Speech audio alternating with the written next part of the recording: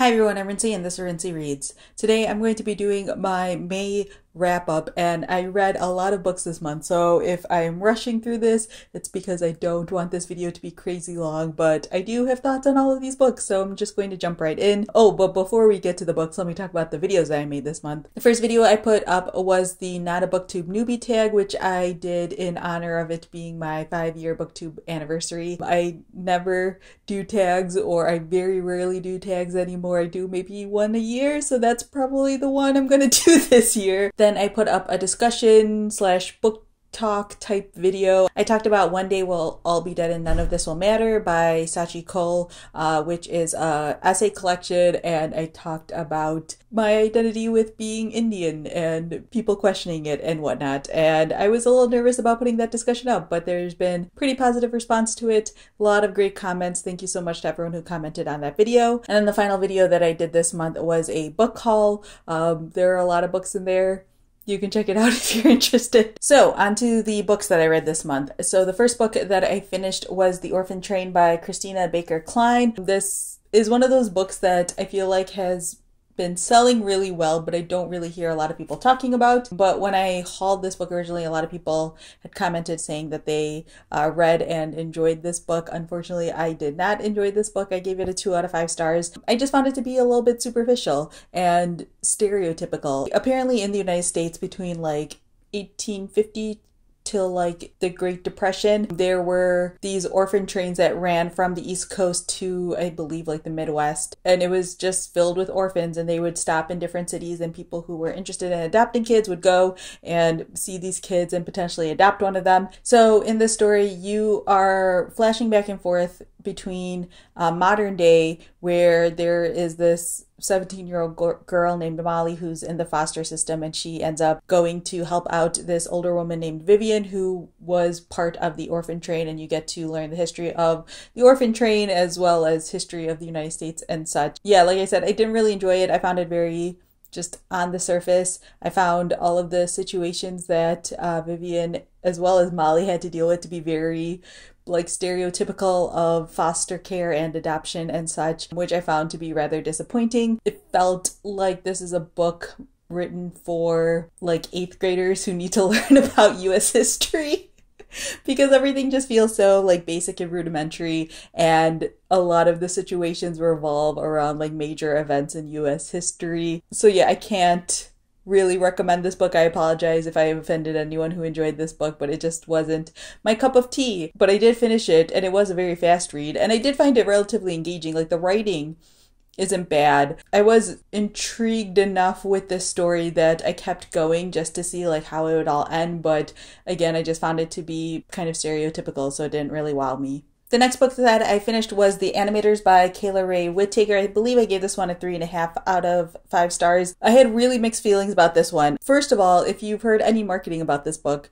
the marketing is completely not accurate to what this book is like. The marketing makes it sound like this is a book about these 2 female animators and them trying to make it in this male-dominated industry, and it's not about that at all. It's about their friendship over time and their careers and how they deal with the struggles of life, I guess. So you're mainly following these 2 characters named Mel and Sharon. They are sort of like this dynamic duo, and so you get to learn about them, sort of like how they meet in college, and they develop this sort of friendship and partnership, and them struggling as animators, and then eventually them like sort of finishing their first feature-length indie cartoon film. They seem to be receiving a significant amount of like accolades and praise for this. They receive grants to be able to work on their animations, things like that, but they're also dealing with a lot of their struggles, family issues, personal issues, addictions, all of these different things, and you see just how their work and their friendship and the life that they've built around them are affected by all these different situations. There's a lot of plot that happens in this book, and I find it really difficult to accurately talk about it without going into too much of the plot, but I feel like a lot of what's compelling about the story is the things that happen to them. But again, I don't want to talk about it too much because of spoilers. These 2 characters, Mel and Sharon, are extremely unlikable, but I still found them to be extremely compelling. I think that the greatest strength in this story is the fact that these characters are extremely messed up, and they're just trying their best to deal with it, and sometimes they're not even trying their best to deal with it. I think the flaws in this book come from a lot of minute details that come in about animation and animated films and such. If you're not really into that scene, then you might find that a little bit boring. There are like extensive sections where Kayla Ray Whittaker decides to describe in detail the animated films and shorts that these two characters are creating, which I don't think really works very well in book form, but I still found the story extremely compelling. I find that this is a very unique story. It sort of also deals a lot with the struggles of various artists and success, and how success doesn't necessarily mean that things will get better for you. Yeah, I don't know. I feel so conflicted about this book, but in the end I gave it a 3.5 out of 5 stars because I was very much invested in these characters. It just wasn't quite what I wanted it to be. I feel like it could have been a little bit more. So yeah, I mean, if the premise sounds intriguing to you, if you are someone who likes character-driven stories, if you're someone who likes complicated female characters, I definitely think that you should give this a go, but I don't think it's like the greatest book ever written or anything like that. The next book that I finished is Whatever Happened to Interracial Love. These are short stories written by Kathleen Collins. Kathleen Collins was a writer and a filmmaker. She's sort of known as this Black female pioneer in the filmmaking industry. These are a collection of short stories that she wrote. She passed away in like the 1980s, and I believe that these are just like a recently found selection of stories that were written by her. I have mixed feelings about books that are released after a person has passed away, because I feel like they're never quite to the level that I think that they could be, because, you know, the writer has passed away. They can't work on it anymore. They can't edit it anymore. They can't polish it anymore. So there is a level of unpolishedness that's going on here in this book. Also, I'm relatively biased against short stories. Like, I very rarely find short story collections that blow me away. But there are a couple of stories in here that are really, really beautiful and I think are worth reading. Specifically, like the longer ones, I think are the ones that I always tend to gravitate towards, because again, you have more space and time to develop. These are definitely like contemporary short stories. A lot of them deal with things like race, but also just universal things like relationships. So yeah, if you're someone who likes short story collections, I believe that this would be a good one to at least like check out from the library, because they are good contemporary short stories. But I don't think that this is like an amazing short story collection or anything like that. It's also relatively short, so it wouldn't take you too long to read through this. But yeah, I gave this like a 3 out of 5 stars. I liked it. I didn't love it. The next book that I finished was The Wanderers by Meg Howry. This is a new release. I believe it just came out in February, and also I'm like insanely in love with this cover. I continually stare at this thing. In this story, you are mainly following these 3 astronauts, Helen, Yoshihiro, and Serhei. Basically, they get hired by this private company that is preparing to go to Mars. The private company is very similar to like Elon Musk's SpaceX. And these 3 astronauts are chosen to run through the simulation to prepare to go to Mars. You are following them over the course of, it's a little over a year. I want to say it's like a year and a half, as they go through what is basically like a active simulation of what it would be like if they went to Mars. So they are completely isolated in this sort of fake shuttle, and they go through various situations and simulations to prepare for it, so that way the company can know whether or not it's possible, and how these astronauts also would react in those situations, if they're good picks for this situation. This book was, again, good, not great. I found it to be a little bit disappointing. The chapters switch back and forth between each of the astronauts, but it also focuses a little bit on their family members. So you get to see from Helen's daughter's point of view, from Yoshihiro's wife's point of view, and then Serhei's son's point of view. And I understand that the point of that was to provide some context for the astronauts and to give some like background and some perspective on them, but I found those chapters to be completely not compelling.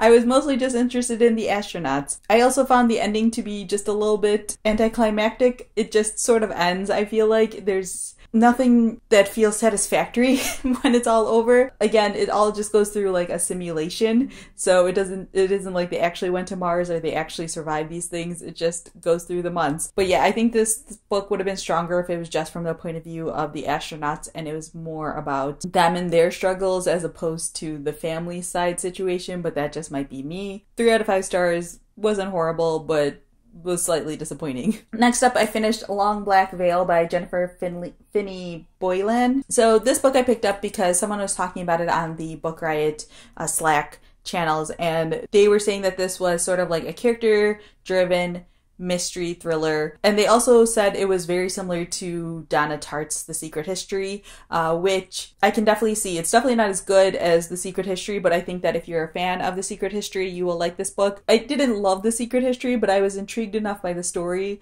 and I think that Donna Tartt is just like a great writer. This wasn't obviously as strong as that, because I don't think anything can be as strong as Donna Tartt's writing. So in the story, there is this group of college students who, along with a couple of other people, end up going into Eastern State Penitentiary late at night. Like, they basically trespass. It's abandoned at this point. I believe it takes place in like 1980. So they enter into the penitentiary, and then they get locked inside, and then they get separated, and then someone ends up dying on this night. And then it like flashes forward in time, I believe around like 1 or 2 decades. And there's like new evidence that's come up, and it turns out they're going to have to deal with this whole situation again, even though they've all tried to basically move on with their lives. So I thought it was going to be mainly about that. Clearly, I should have kept reading the synopsis, but there is like the second storyline that feels like a major storyline. Basically, one of the characters is transgender. The author of this book is a transgender woman. If you are someone who is looking for a book that deals with a transgender character, this would be a really good one to pick up.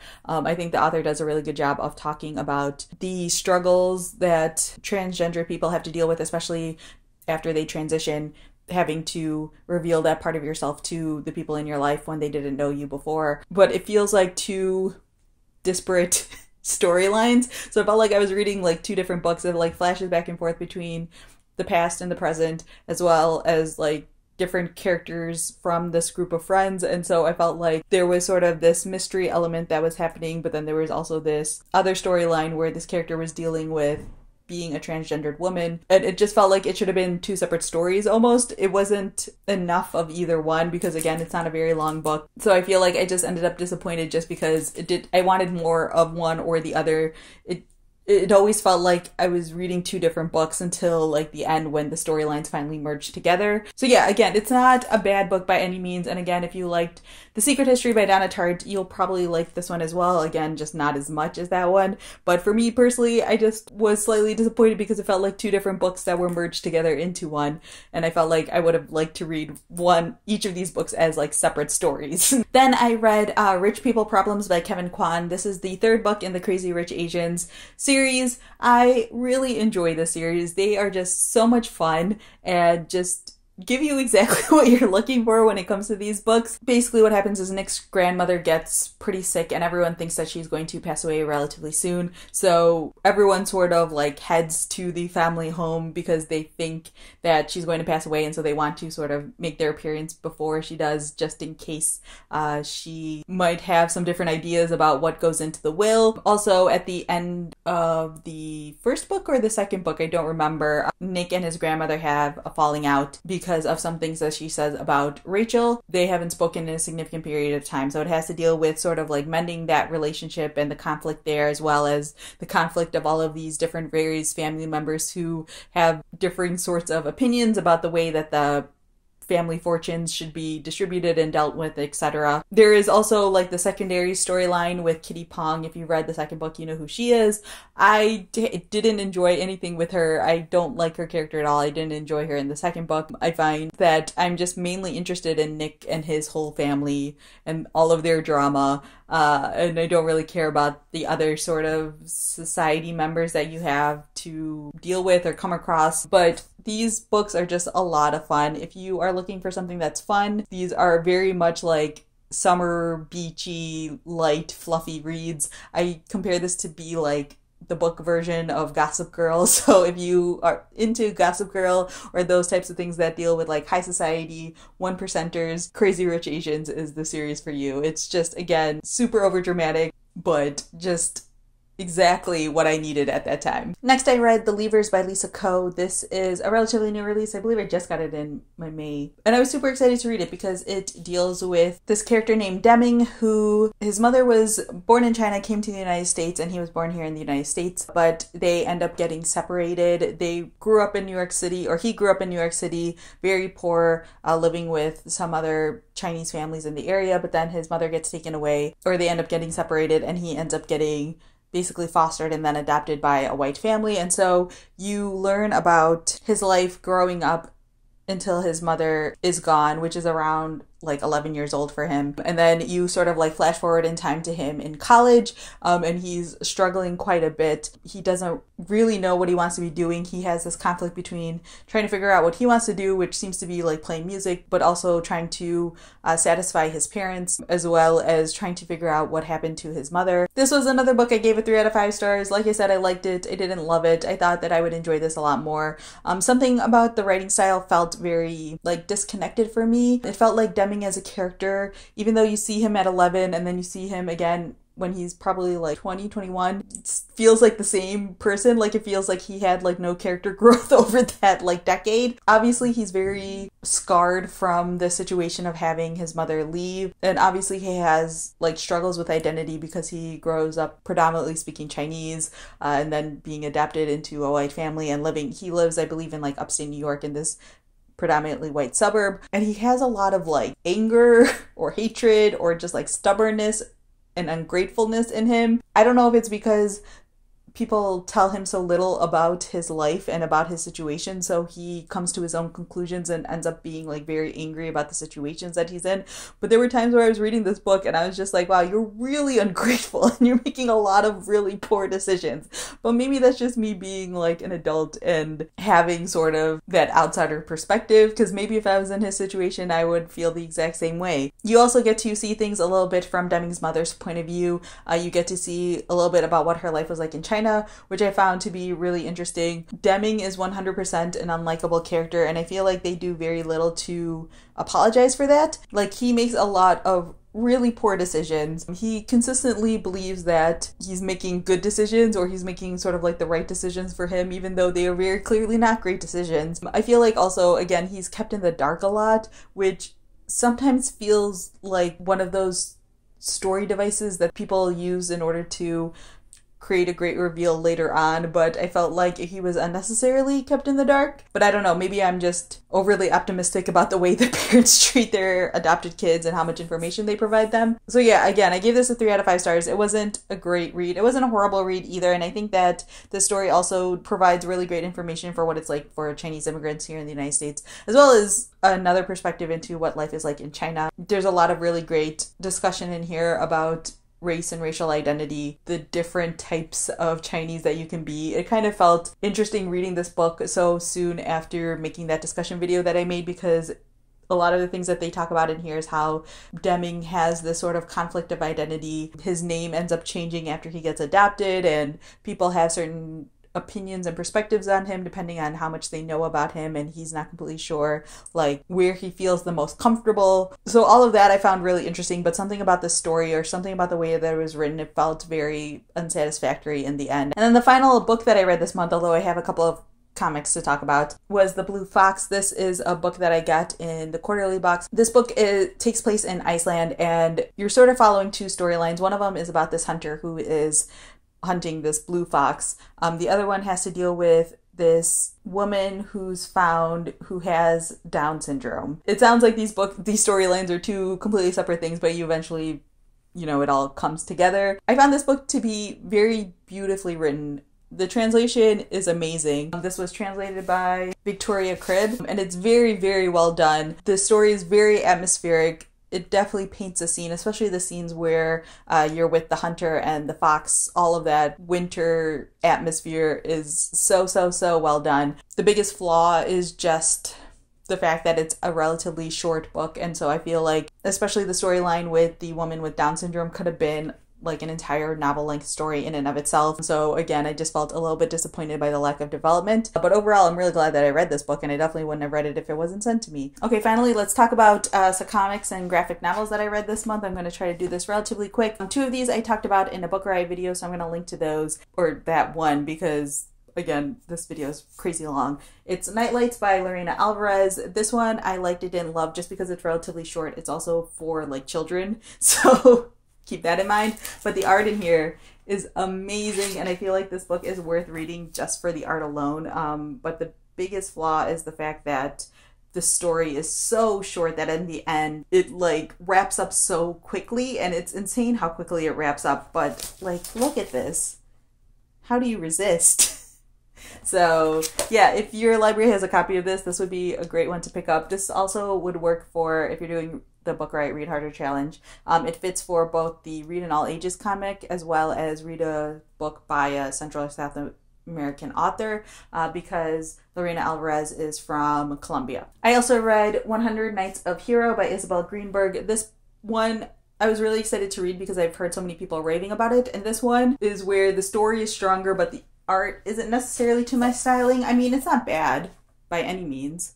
It's not like I can draw like this, but it doesn't really like capture me in the same way like Nightlights did. But this one, there's so much story in here. It's pretty long, and there's a significant amount of text on every page. So it feels like you're reading a real book. In the story, you're following these characters, these two girls mainly, who are in love with each other. One of them's married though. The husband makes this deal with another guy that he won't be able to seduce his wife, and so in order to sort of like overcome all of that, the other woman hero ends up telling this guy stories every night in order to distract him. It's sort of based on the Arabian Nights story.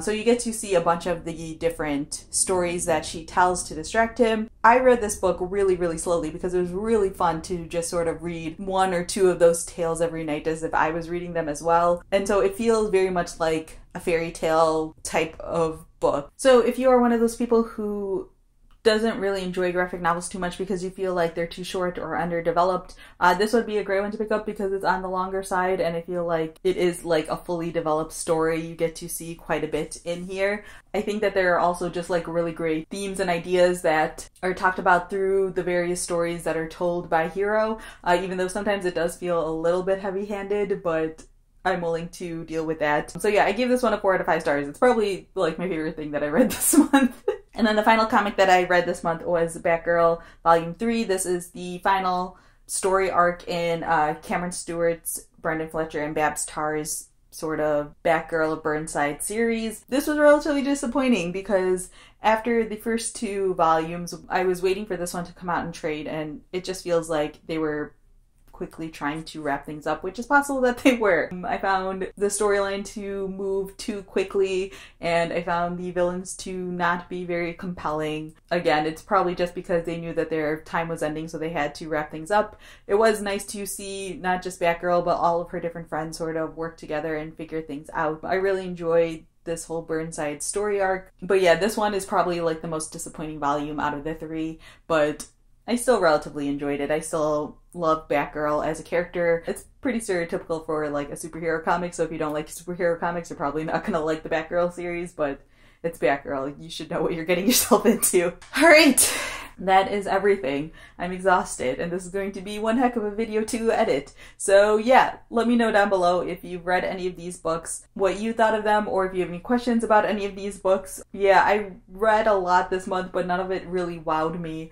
I'm probably going to slow down a little bit in June, possibly. I mean, I feel like I do most of my reading on the train, so I just read a lot more now because I just have like a concentrated hour of reading time every single day. But I think I'm going to, or at least right now, I feel like gravitating towards longer books, so hopefully that will help counteract the rather mediocre May that I had this month. I mean, I shouldn't say mediocre because it's not like these books were horrible, but nothing wowed me this month, and I'm hoping that in June I'll find something that wows me. So yeah, that's all I have for now, and thanks for watching.